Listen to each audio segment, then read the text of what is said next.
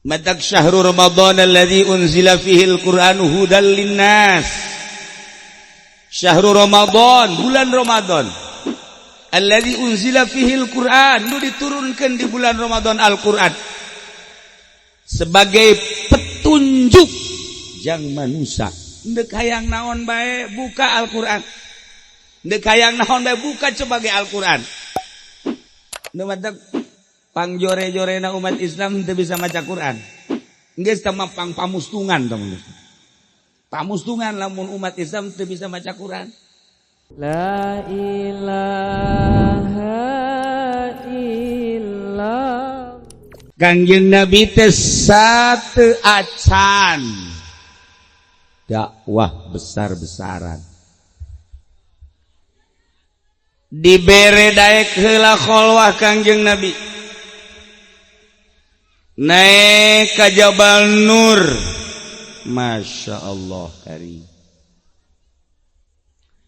Di Jabal Nur Kangjeng Nabi teh sorangan. Lamun geus pernah naik ka Jabal Nur aya guha ngan saukur mahisa awakeun lempeng ka Baitullah. Di dinya Kangjeng kholwah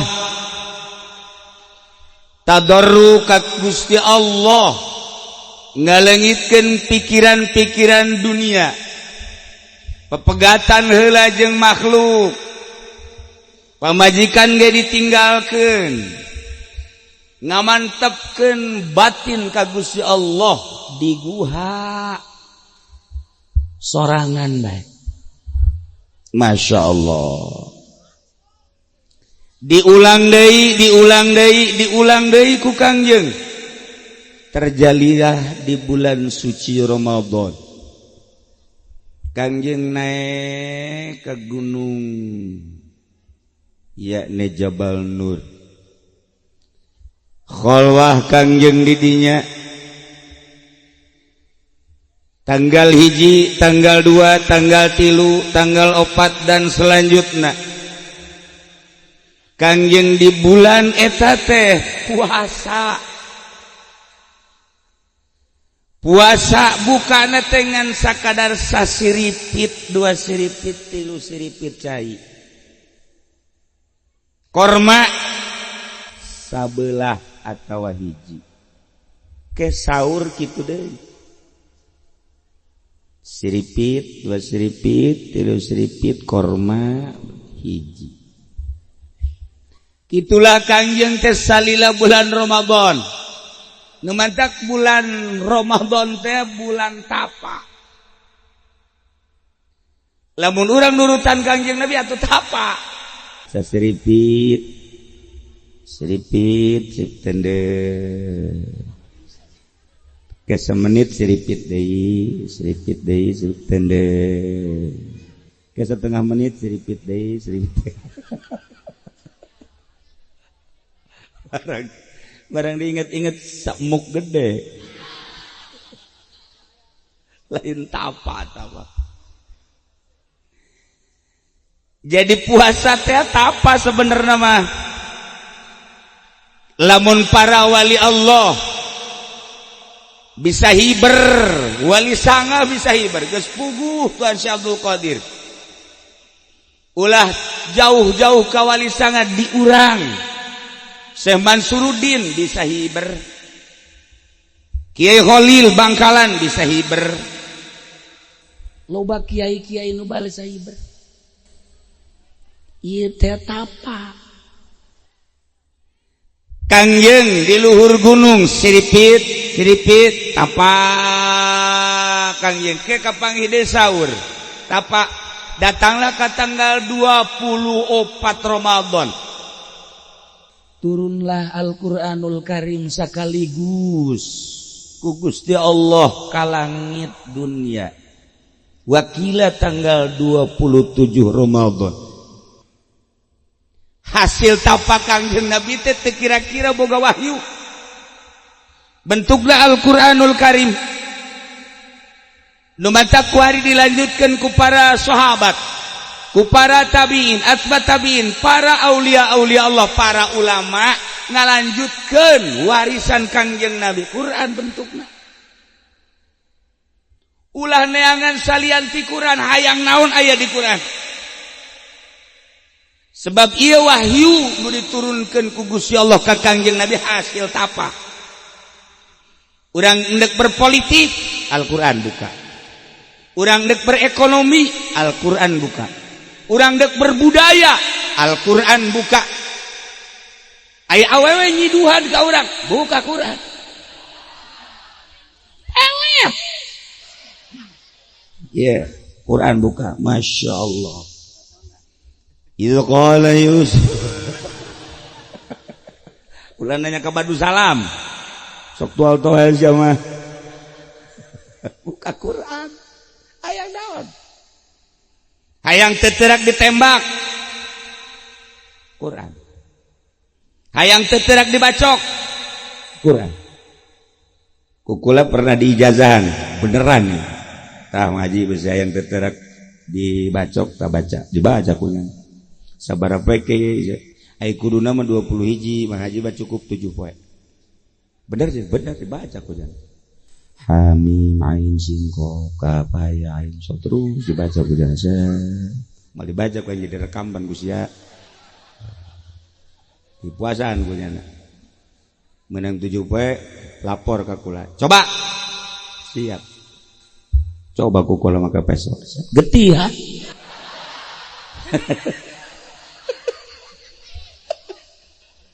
lain salah guru lain ngawiridna teu bener ngawirid itu bener. Iya dibere deh kukula. Ya, dang banser, wirid. Wirid pujan. 20 hiji poe. Masya Allah. Begitu ketojok maka jarum. Asup jarum. Tebareres. Tebareres. Nah, ini buka Al-Quran. Tapi orang kisoka mah Masya Allah. Ulah coba-coba kaki Wahab gitu. Ulah coba-coba. Pokoknya coba ge pakai golok rompang. Materak. Urang besar kemis, urang sepatan lamun neangan kajagoan ka Cisoka. Ka Cisoka beneran kolam. Anu dibere pelor, anu di inuman susu dan lain sebagainya. Jarago. Urang Cisoka mah henteu. Urang jarago. Tah, ieu Al-Qur'an. Hayang naon buka Al-Qur'an? Tapa. Matak syahrul Ramadan alladzi unzila fihi al-Qur'an hudal linnas. Syahrul Ramadan, bulan Ramadan. Alladzi unzila fihi al-Qur'an, nu diturunkeun di bulan Ramadan Al-Qur'an. Sebagai petunjuk jang manusia. Deuk hayang naon bae buka Al-Qur'an. Deuk hayang naon bae buka sebagai Al-Qur'an. Nu matak pangjore-jorena umat Islam teu bisa maca Quran. Geus teh mah pamustungan teman. Pamustungan lamun umat Islam teu bisa maca Quran. Waduh cenah kiai kumaha kula mah geus kolot. Belajar. Asana poekeun cenah ieu nih. Lamun teu bisa ngadeukeutan. Ngadeukeutan nu bisa maca Quran. Asal deukeut bae, asal nyana maca nyana deukeut kamera duit. Asal aya nu maca Quran nyana ngadeuketan ke mere duit. Eta ganjaran gede. Nu macana bungaheun nyana menang ganjaran. Asal kenceng nu tadina setengah juz ge macana jadi sajuz. Jadi kuari mah lain karena Allah karena duit. Karena duit. Ngadeuketan. Lamun di kitab dicaritakeun hiji jelema hayang deket jeung Allah ku hese jasa, hese hayang deket jeung Allah. Ku baca Quran teu ngadeukeutan ka Gusti Allah kan deket ba perasaan. Ku maca sholawat can rasa deket bae ka Gusti Allah kan perasaan deket mah. Sebab kanyahoan kan jelema mah loyog-loyogna. Ulah make ilmu kasyaf, make ilmu mantek baheula kajahoan, ngaranna ilmu pasti sebab 2 kali 2 4. Ulu insan hayawan. 2 gambaran naon bae nu aya di benak hati ngadorong kana ngalaksanakeun jeung ngadorong kana datang. Coba ge gambaran di jero hate teh toko, isukna urang langsung ka toko. Gambaran di jero hate teh motor, isukna dideleukeun we motor nu mana nu aya. Gambaran di jero hate sarwiti, isuk ka sarwiti. Gambaran jelema hayang ka sorga pasti ngaji. Gambaran jelema hayang ka sorga pasti ibadah. Ieu nu mantak cara ricing di dieu ieu emang kumaha kitu? Gambaran di jero hatena. Naon? Aya gambaran di jero hate sok gerage. Gambaran sesuatu nu aya di benak hati eta teh ngadorong kana hayang ngalaksanakeun. Coba ge nu mantak daraek Mas Antren aya gambaran di jero hate hayang bisa ngaji, dimulai ngaji amil, nasrib, himah tambah deui lantaran can pati bisa ieu naik jurumiyah terus sorop ngelal datang ka ngelel. Gambaran di jero hate teh hayang bisa ngaji alfiah neangan guruna terus gambaran-gambaran ieulah anu ngadorong kana datang. Tah Dematak lamun hayang deket jeung Allah kumaha ibadah tapi tidak deket bae. Contoh cek Gusti Allah, hai Musa ngadoa maneh ka kaula make sungut anu bersih niscaya ku kaula bakal diijabah. Kangjeng Nabi Musa ngadoa bae ka Gusti Allah teu diijabah-ijabah. Sakali, 2 kali, sapoe, 2 poe, sampai ka saminggu. Cek Kangjeng Nabi Musa, Gusti, ieu abdi ngadoa ka Gusti tapi pancan diijabah keneh bae, apakah aya kakurangan? Make lisan anu bersih. Cek Kangjeng Nabi Musa, ai lisan nu bersih teh nu kumaha? Lisan anu bersih tina dosa ulah aya gibah. Di jero hate ulah aya ujub. Ulah aya takabur, bersihan geurang. Langsung sujud ceuri Kangjeng Nabi Musa. Ya Allah ya Rabbi asana moal aya hiji-hiji acan jelema lamun ngadoa hayang diijabah make lisan anu bersih. Pantar kula bae diangkat jadi nabi ku Gusti ku hese-hese teuing. Komo lain nabi mah. Cek Gusti Allah Musa lamun garasa hese make perantara batur. Deketan jelema nu lisana bersih, maneh menta doa ka dinya. Nu mentak daratang we kaki Muhtar, kaki Wahab manenta doa pedagang-pedagang. Maka perantara di kaki Muhtar mah diijabah, kaki Wahab diijabah. Lamun kaki Haji Pendi, beuh. Nu tadina dagang boga aset 50 juta barang menta doa kanyana anggeus kabeh. Anggeus kabeh. Mentak sing ade ulah sebarangan. Rugi sia ka dieu mah kaji. Nu geus rugi. Make perantara cek Gusti Allah. Datangan jelema anu bersih. Begitu didatangan ka jelema nu bersih nu mana ieu nu bersih teh hese. Unjukan deui Kangjeng Nabi Musa ka Gusti Allah, Gusti jasana hararese. Sebab nu bersih teh hanya wali-wali Allah, sedangkan urang hayang nganyahokeun wali Allah teh kan hese. Cak Gusti Allah, Musa maneh mere bae gerage ka fakir miskin. Maneh mere bae ge sedekah ka yatim. Sok gerage. Hayo laksanakeun. Bener ku Kangjeng Nabi Musa yatim dibere. Oh, yatim mah dibere duit 1.000 perak, 10.000 moal doakeun da teu eureun-eureun. Yatim mah dibere duit 100.000 be 100.000, geus teu kicep-kicep. Masyaallah, mudah-mudahan eta Ki Wahab dipanjangkeun umurna. Beuh, eta Ki Wahab mudah-mudahan dibere gagah bae, dibere bisa kawin deui. Utar neretet bae ka yatim. Yatim neretet bae liwat Haji Pendi teu mere. Saeta Haji Pendi mudah-mudahan teh ku galedeg. Yatim. Coba ge.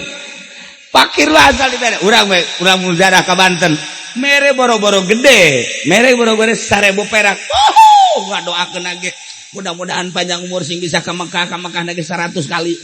Umur ge teh 100 tahun. Mau ngejek direk bet. Sap ngan 1000 dang mun dibere 100.000 ngadoa ditangkap aya. Iya Kangjeng Nabi Musa dibere konsep ku Gusti Allah, bere fakir miskin, bere yatim piatu. Coba ge nyana ngadoakeun teureun-eureun sedengkeun jelema makan bosenan. Lamun ngadoa sakali teu dijabah, 2 kali teu dijabah, 3 kali teu dijabah, haji enggeussan bae. Tapi yatim piatu jeung fakir miskin lamun kurang dibere ulah gede. Leutik bae ngadoakeunna terus bae. Hajunya nanti ngomong bae, ai Mang Haji Wahab teh Ki Wahab can ka dieu deui. Emang kunaon? Sing panjang umur sing ka dieu deui. Ai ge eueuh Ki Wahab ai ge aja pendek teh ku galedeng. Geus kitu bae nya ge. Ai sia kunaon? Lok merek. Nya nama korek merepet dur-dur pet. Kamu parah tuh mah kan aya koret doang, aya koret merepet, aya koret dur-dur pet. Eta kan parah tah. Ai koret doang mah koret doang, ka batur doang, gak tetangganya nama ka anak nama biasanya jeung anak pemajikan meloyat. Eta ngaranna koret.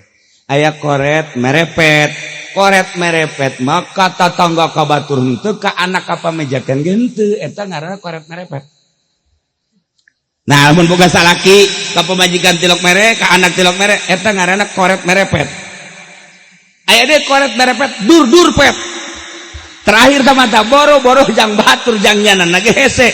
Nyana boga duit tapi lamun ngarokok yang ngarokok neangan nu boga rokok men aing. Oh, di Belaraja mah aya di Cisoka. Tah eta ngaranna koret merepet dur pet. Nyana aya biasa meuli es padahal mah duit boga. Kieu bade dibelikeun hook lah cekeun teh. Kebe neangan batur nu meuli engke menta. Nah, nu kos kitu ngaranna koret merepet dur pet. Nah, ieu asana siga deui ieu. Asana aya nu kitu. Ulah nanya ieu mah asli. Tah, ieu Kangjeng Nabi Musa dibere konsep urang ngadoa ka Gusti Allah kudu bersih lisan jeung bersih kolbu. Dilanjutkan ku Kangjeng Nabi, cek Kangjeng Nabi urang ibadah ka Gusti Allah nomor kahiji kudu boga ilmu. Moal beres lamun teu boga ilmu, neangan ilmu jang ibadah ka Gusti Allah moal aya di sakolahan. Dek neangan rukun wudu di SD moal aya. Dek neangan rukun salat di SMF moal aya. Dek neangan ilmu maca kitab di sakola moal aya kajian buku mah aya naga di pondok pesantren. Jang ibadah ka Gusti Allah di pondok pesantren. Sageusna boga ilmu ngalaksanakeunana kan kudu bersih lisan, bersih kalbu. Jacak Kangjeng Nabi aya jelema salat, sageusna salat rapih jasa ti mimiti wuduna datang ka salat rapih, tetapi di jero kalbuna lain menghadap ka Allah, hayang kaalem ku kabogohna. Salat naon? Jelema salat rapih jasa salatna. Mun loba jelema angel salatna, tapi lamun loba jelema mah cepet jasa. Contohna sia ye. Mun salatna, nya mah kos kitu lamun aya jelema duha ge 24 rakaat. Masyaallah. Tahajud ge beurang peuting. Asal loba jelema. Tapi lamun jelema tilok duha, tilok tahajud. Ieu lain salat, siksa. Ilmu aya ngalaksanakeunana henteu bersih kalbuna teh jadi ibadah. Sieun urang lamun kadinya sieun. Sok geura teh jadi ibadah. Teh jadi ibadah sama sakali. Seluruh ibadah urang salat tapi lain menghadap ka Gusti Allah aya kadua. Henteu lillah, hayang kalem lah ku tatangga, hayang kalem lah ku mitoha, hayang kalem lah ku makhluk. Eueuh naonan salatna. Urang zikir sakitu ngegecrek bae zikir. La ilaha illallah, la ilaha illallah, la ilaha illallah. Sia zikir bae naik pangkat. Naon. Udah. Sia maca izqala de naon. Melet aing. Melet satu lah kalau mau ngomong nyeri hate aing. Udah naonan paling geus ituna bae meureun puyeng nu dipeletna. Dia lamun kenal lamun teu nyana nu puyeng. baca kos kitu nadaonan salat nadaonan lamun teu lillah zakat nadaonan lamun teu lillah haji nadaonan lamun teu lillah puasa nuku urang bakal dihareupan sakedeung deui teu lillah moal bisa malam yada qaula zur wal amala bihi jelema nu teu ninggalkeun ucapan jorek yakni bohong jeung pagawean anu bohong falaisa lillah hajah Allah teu butuheun karena jelema ninggalkeun dahar nginumna ngan sakadar lapar hungkul mantak sing hade urang tinggal sabaraha deui menurut cek ahli falak qot'i seluruh falak sebab 7 darjah 7 aya 8 darjah aya ge salah sahiji kitab nu genep darjah nu kamari kuku lagi dicaritakeun jatuhna adalah pada hari Sabtu ijtima'na malam Jumat di urang bakal aya nu puasa pa Jumat di urang ge bakal aya keces bae eta meureun lain kitab atawa salah ngareken lain itibana Jumat ngan engke itu naon ngaranna hilal nama malam Sabtu cek ahli falak qot'i hisab qot'i Sabtu adapun ru'yat tunggu pemerintah geus kajen teh urusan pemerintah urang mah ngalaksanakeun puasana sing hade sebab puasa teh tapa lamun urang puasana sarua jeung Kangjeng Nabi sarua jeung para sahabat sarua jeung para aulia Allah engke urang dibere bobotohna dibere Lailatul urang ge nyaho ngaran doang teh Lailatul Qadar nyaho ngaran doang hese mangge Lailatul Qadar teh hese sebab naon kudu tapa udah dahar tina nginum tina jima di samping eta horeng napaan mata napaan ceuli napaan irung napaan sungut napaan leungeun napaan suku ulah dipake maksiat Allah bakal mere Lailatul Qadar inna anzalnahu fi lailatul geus pada Arafah ngagenyai Lailatul Qadar teh bejana ngagenyai bejana mantap kula greget jasa ka Haji Pendi aduh tadi ningali Lailatul Qadar di mana di Puri terus mana Lailatul Qadar di Pura aya awewe putih ping-ping nang ngongkong ngagenyai kolot-kolot bloon budak bloon ieu mah kos kitu Lailatul Qadar jurig teh mah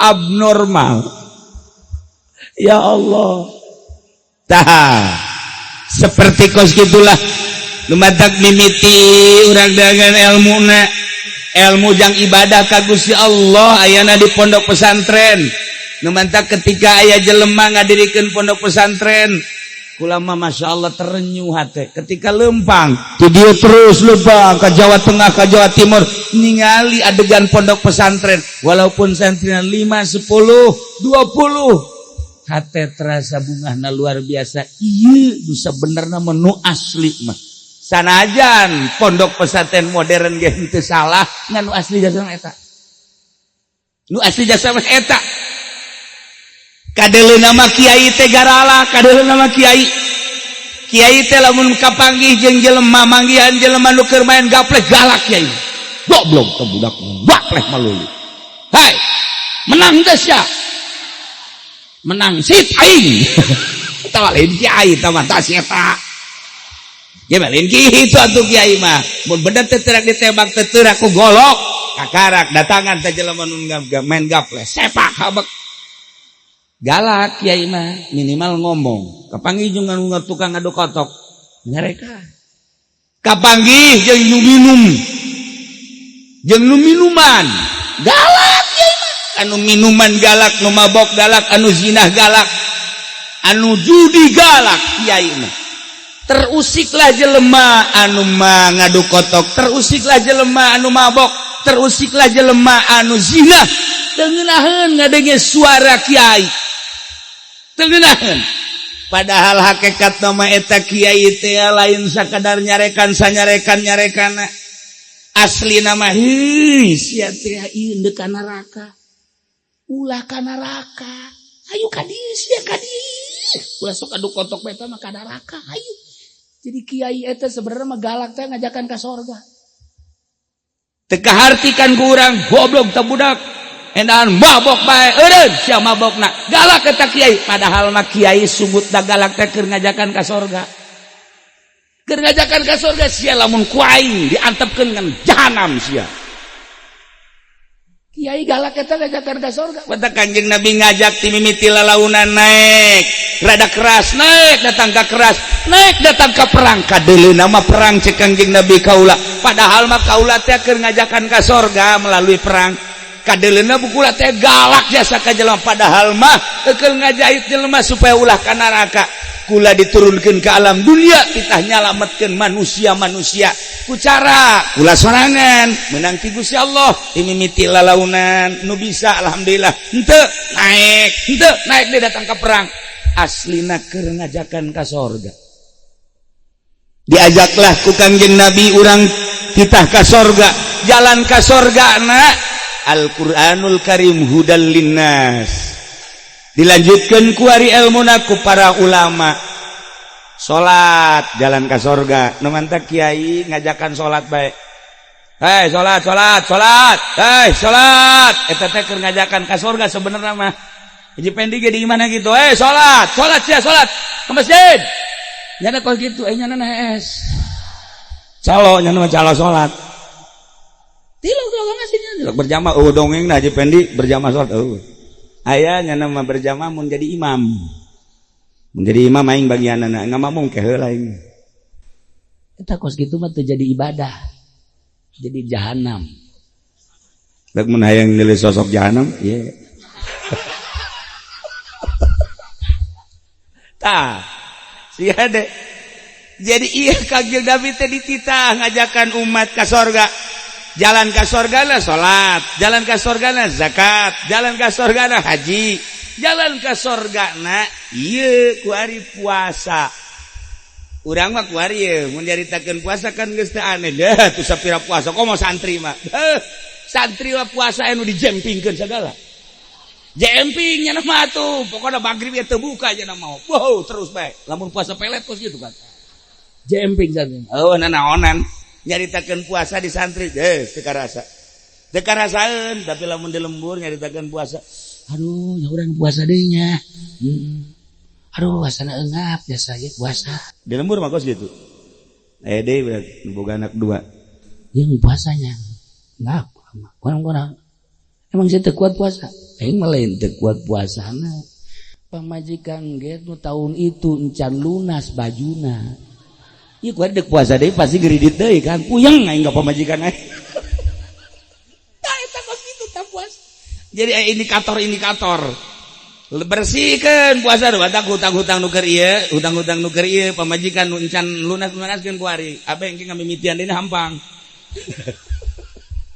tah ieu udah rek Ramadan santri teu aneh puasa teu aneh jasa tapi di lembur masih kene araraneh sebabnya santri mah geus nyahueun jalan ka sorga sebab sapopoe di pondok pesantren geus teh aneh ngabahas puasa teh geus teh aneh rukunna syaratna geus pake lalab ku santri mah aya anu tilok sahur santri mah tilok sahur cenah mah tilok santri bener bener lain lalagan kula manggihan santri sababaraha sahur bablas maksudnya nyana hees hudang-hudang subuh teu sahur tapi cuek bae santri mah udah aing teu sahur jeung teh geus tahu masalah lah masalah jasa santri mah barang buka kodo 2 piring nya aslia 2 piring nu ieu buka nu ieu kodo sahur ambo budak teu kira-kira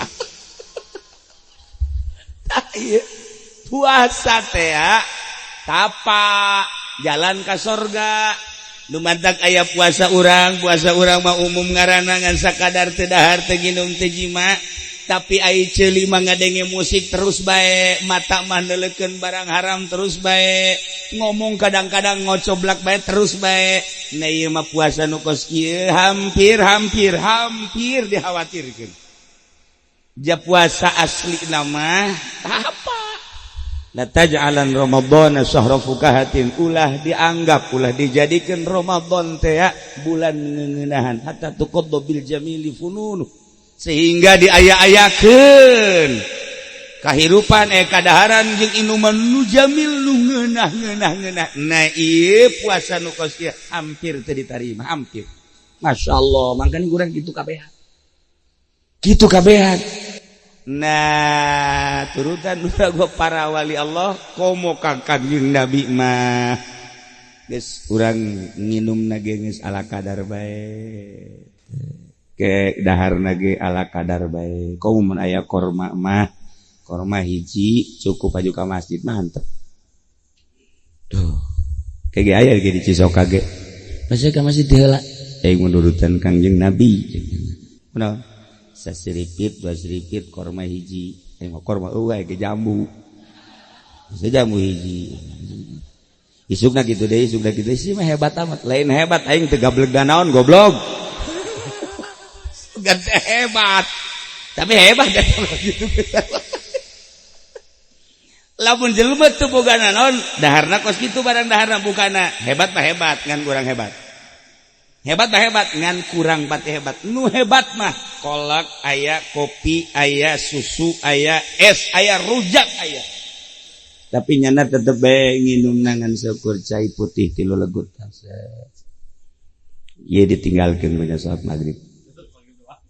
Mantep salat dihajar. Atuh keneh-keneh tah mah sarua bae tah mah. Tah, ieu ulah sebab tapa. Nah ieu keur carita ahli-ahli Allah di bulan Ramadan teh tapa geus urang lamun nyaritakeun kiai anu marareunang Lailatul Qadar teu kudu dicaritakeun komo Buya Cidahu almarhum guru urang ge dici naon kitu ngaranna Abah Ucu aya bisik-bisikna Abah kula masyaallah. Kemudian atuh kiai-kiai nu sejen bisa tapana bulan puasa. Teu kanyahoan bulan puasa teh tapa. Coba ge. Orai bae orai. Orai koros bahkan tilok tapanya nama. Asal aya bancet. Leg oke. Aya kupu-kupu. Kerbek. Si betak. Masya Allah, betung na gendut. Mantak nu gendut koros.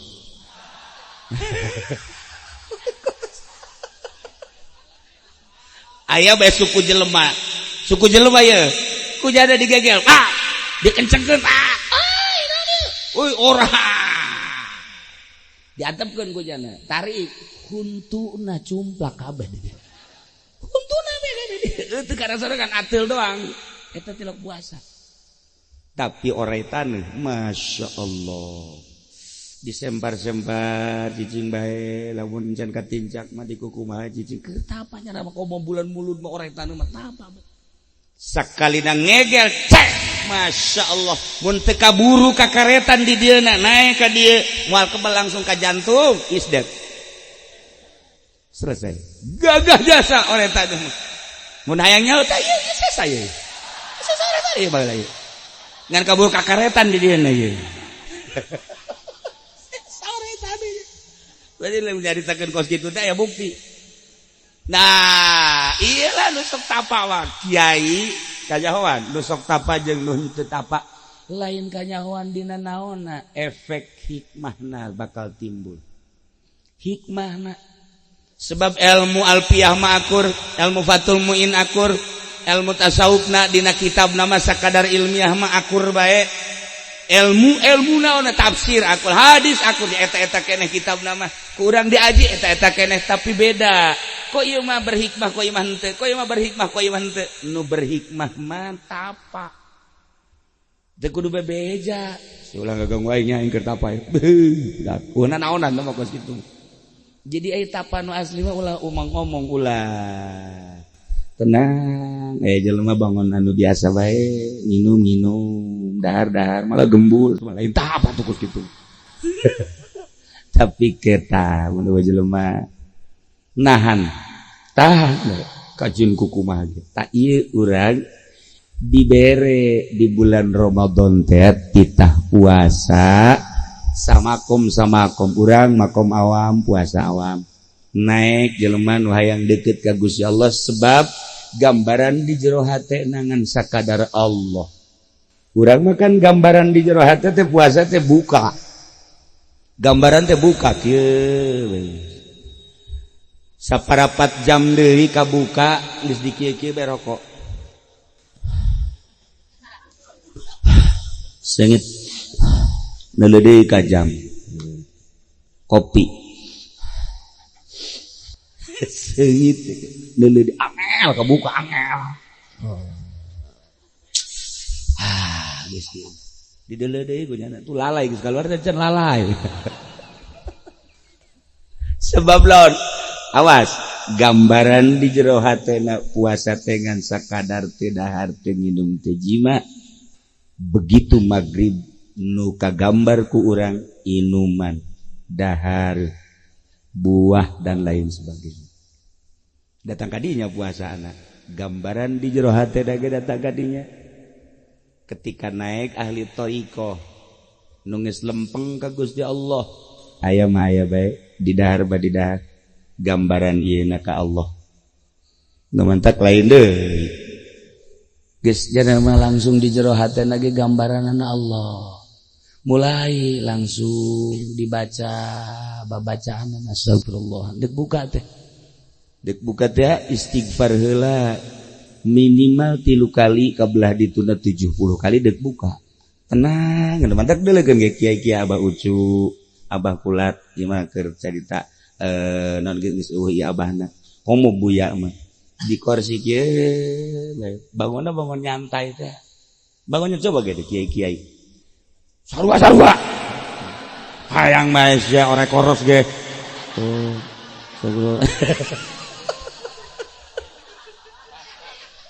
bangun nyantai tapi lamun aya anak cilok nyirikeun mun aya anak ditanya biasa kan lamun kebal tak anak diuk nyana pindah api-api embung kaganggu ke diuk deui henteu awas ya kali itu abah keur ibadah tebokos kitu jasa moal jadi jelema moal ka anak ge teu kanyahoan anak mun aya anak ditanya anu ieu nya ditekeun jelema gede ye beres angel we ta anak dirinya api-api nyidu kekle di mana deui gimana lain abang lagi baca Quran sono dulu dah ya ini baru dapat semikro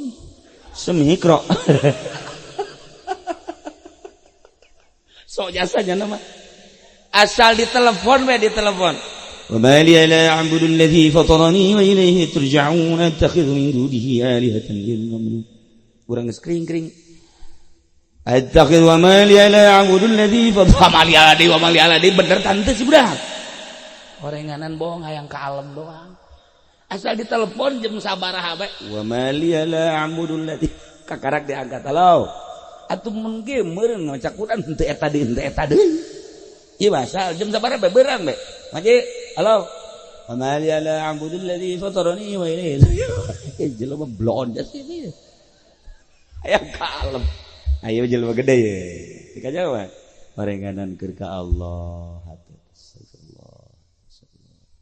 beres tidinya langsung maca sholawat karak nahari mulai Allahumma inni as'aluka jannata wa a'udzubika min sakhatika wan nar ya azim ya azim ya azim anta ilahi la ilaha illa ighfir li dzambal azim fa innahu la yaghfiru dzambal azim illa al azim as'aluka rahmatika allati kul asya' kulla syai anta ghfirli dzunubi ka Gusti manteng jadi eta bangan sakadar laris beres karak siga babarengan sigana biasa ngene hate ka Allah cek tadi ge gambaran di jero hate bakal nganterkeun urang datang kana naon nu ku urang digambarkeun gambaran urang teh puasa awam dipaksa-paksa ge awam bae supaya naik seetik lempengkeun hate tek sebab ieu geus terjaga terjaga kabeh terjaga hatena ka Allah. Lamun eueuh jelema nu kitu sakabupaten eueuh nu kitu di kecamatan bahaya negara. Untung masih kene aya nu kitu. Komo lamun geus kolbuna ta'alluqna ka Allah, lamun teu ka Allah ngarasa batal puasa. Masya Allah. Iyalah jelema-jelema nu bakal dibere Lailatul Qadar. Henteu kudu di Mekah, teu kudu di Madinah, sangkilang di urang puasa model kos kitu. Yakin bakal menang Lailatul Qadar. Bahkan para wali Allah lain di bulan Ramadan bae menang Lailatul Qadar, di luar bulan Ramadan ge ngarasakeun nikmat seperti Lailatul Qadar teh sering. Gitulah para jamaah kaum muslimin wal muslimat rahimakumullah. Sing hade urang ibadah di pondok pesantren neangan ilmuna. Sanggeus di pondok pesantren menang ilmu ngalaksanakeunana supaya lempeng ka Gusti Allah, neanganlah ahli Allah. Neangan ahli Allah urang moal bisa. Urang moal bisa maca Alfiyah lamun henteu babarengan jeung ahli Alfiyah. Urang moal bisa maca Fathul Muin lamun teu babarengan jeung ahli Fathul Muin. Urang moal bisa maca Bukhari lamun teu babarengan jeung ahli Bukhari. Urang moal bisa ibadah ka Gusti Allah lamun teu ngabarengan ahli Allah. Mun bisa. Urang yang deket jeung Allah hese. Sakumaha ceuk Kangjeng Nabi Musa. Padahal atuh babari sebenarnya yang deket jeung Allah mah. Ente deket bae jeung Habib Lutfi. Deket jeung Habib Lutfi. Lain lalagaan Habib Lutfi teh. Ngarendeng ente jeung Habib Lutfi. Kieu. Pan Habib Lutfi mah kana ka Allah bae. Atuh berarti kan urang deket jeung Allah. Bener teu? Nah, eta prinsip eta deketan ahli Allah, ngarendeng jeung ahli Allah. Urang teh keur ngarendeng jeung Allah sebenarnya. Mantap kula rugi malam ieu ngarendeng ieu ahli gaple atuh eta. Ngarendeng jeung jurig sebenarnya ieu mah. Yang tunjuk ka tukang. Kumaha ngarendeng da sok geura. Ente ngarendeng jeung ahli korupsi. Berarti kan ente ngarendeng jeung setan. Ente ngarendeng jeung pamalingan. Atuh ente ngarendeng jeung juri. Ente ngarendeng jeung ieu geus mun tadi teh. Tadi. Naon gara? Ente hayang ngarendeng jeung Allah, hese rendengan ahli Allah. Mantak di zaman sahabat, di zaman Kangjeng sahabat ngadareun ke Kangjeng Nabi, cak Kangjeng Nabi, ulama ieu teh teu kapisah antara kura jeung Gusti Allah, dicari umat. Bahkan hayang bajuna, bahkan hayang sagala rupana ku sebab naon hayang deukeut jeung Allah. Kabelah dieuna para wali Allah. Gambaran lain lalagaan urang hese ka Allah bersanding jeung ahli Allah. Kieu we urang deukeut jeung Allah sebab di jero hatena aya Allah. Masya Allah.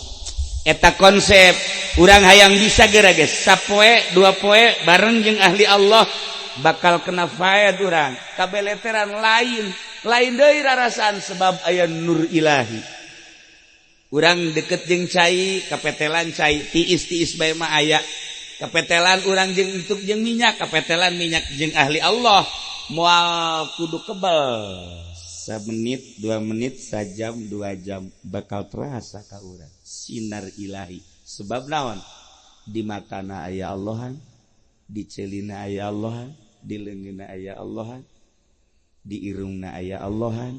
Allah eta teh ya sinar-sinarna bakal nyulusup ka urang. Gitulah para jamaah kaum muslimin wal muslimat rahimakumullah. Teangan ilmu di pondok pesantren jang bakal hirup ka Gusti Allah. Naon hartina boga banda loba ai di akhirat bakal disiksa. Naon hartina boga jabatan anu luhur di dunia di akhirat bakal disiksa. Eueuhna naonan sebenarnya di bos-bos, di bapak-bapak, di komandan-komandan di dunia ai di akhirat horenganan dibeulem nanaonan. Teangan ilmu ieu pondok pesantren supaya nyaho bag-bagan ibadah. Geus nyaho takribna riyadna fatul muinna kabelah dituna jang makena encan meujeuhna lamun encan ikhlas. Teangan ahli Allah teh ahli ikhlas. jelema lamun geus ikhlas biasa loba lalagaan di mana bae justru waliullah ulun teu lalagaan kabeh sok geura kabeh kitab-kitab da teu lalagaan malulu lamun eukeur nyaritakeun ka Allah na tegas geus jadina kabeh ge kitu eueuh nun teu lalagaan Gus Dur nyelenehna lain lalagaan kuari Habib Lutfi pohara jasa Habib Ja'far makomo mun kapanggih jeung Habib Ja'far urang mah belu malah mah mun teu nyaho mah tapi lamun geus nyaho masyaallah jeung Habib-habib anu lain sering lalagaan atuh emang ngabuyan teu lalagaan lalagaan biasa komo abah coba jeung kula asal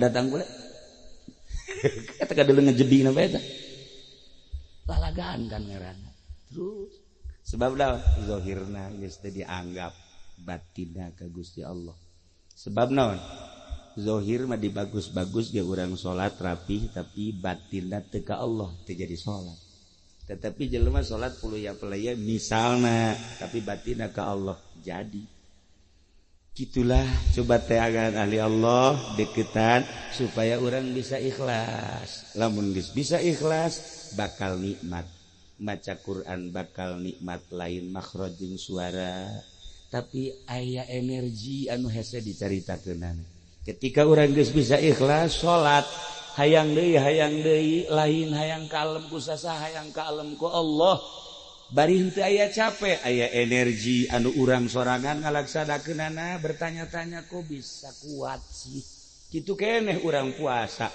lamun geus bisa ikhlas bakal aya energi nikmat ngeunah luar biasa kitulah ahli-ahli Allah nu mantak dingaranan Habibullah kakasih Allah sebab pikiranna geus ka Allah bae iyalah awalna pondok pesantren almarhum Kiai Bakri di dieu nyana ngadidik murid-muridna ketika kula dicaringin sok ngadenge bae Ki Bakri kemudian atuh babarengan jeung adakna di ditu di mana dicaringin jeung kula eta Kiai Sayuti kemudian Kaji Udin bareng jeung kula alhamdulillah nama jadi kiai atuh kula mah jadi kos kieu alhamdulillah nah iyalah mimitina mentak hayang ibadah di mana bae teangan pondok pesantren nu malem ieu urang keur ngahaolan almarhum almaghfurlah Kiai Haji Bakri urang doakeun kadua kali mudah-mudahan dihampura sakabeh dosana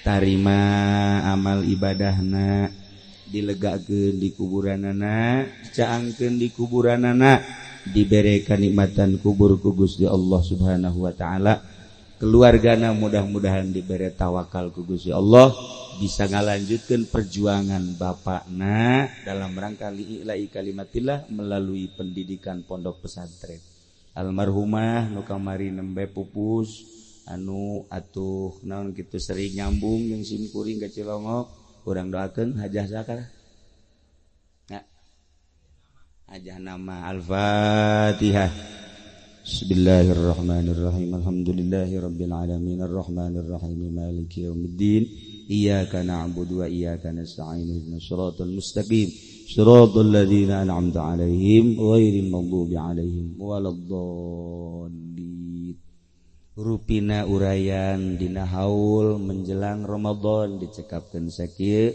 jang urang mudah-mudahan urang dibere